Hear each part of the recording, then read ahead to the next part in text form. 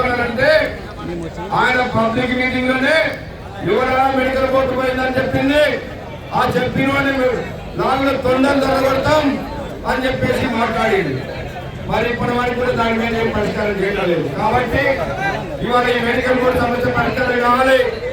మారు పేర్ల సమస్యని పైన గవర్నమెంట్ కేసీఆర్ గారు అసెంబ్లీలో చెప్పిండు, సింగరేణిలో కార్మికుల సమస్య పరిష్కారం చేస్తాము, వాళ్ళందరినీ సొంత పేరు మీద రెగ్యులరైజ్ చేస్తున్నాడు. కానీ ఇంతవరకు ఏం చేయలేదు. డిస్మిస్ కార్మికులకు అవకాశం ఇవ్వని చెప్పి అడుగుతూ ఉన్నాం.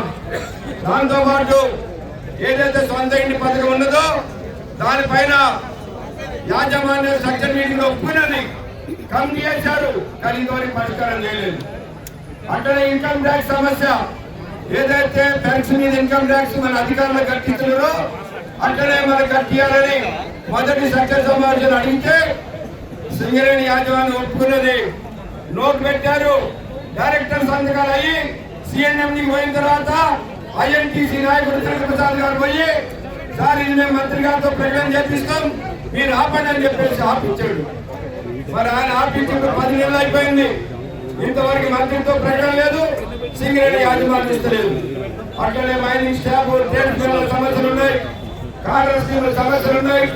ఇక మా అన్ని సమస్యలని పరిష్కారం చేయడం వరకు సింగరేణి యాజమాన్యం పైన తాడో పేడో తెలుసుకోవాలని ఇవాళ ఈ 13 రోజులుగా 18వ తారీఖు నాడు శ్రీరాంపురం RK7 మైన్ నుంచి ప్రారంభమైనటువంటి మన జాత అన్ని ఏరియాల్లో అన్ని మైన్స్ డిపార్ట్మెంట్ తిరిగి కార్మిక వర్గాన్ని చైతన్యపరుస్తూ ఈ రోజు ఇక్కడికి వచ్చాం.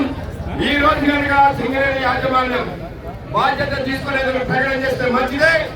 లేకపోతే సింగరేణిలో అన్ని కార్మిక సంఘాలు కలుపుకొనైనా సమ్మెకు నోటీస్ ఇస్తాం, తప్పనిసరిగా సమ్మె చేస్తాం. మన కార్మిక సమస్యలు పరిష్కారం అయ్యే వరకు పోరాటం ఆగని చెప్పి తెలియపరుస్తూ నాకు అవకాశం చెప్పేందుకు ధన్యవాదాలు. Thank you.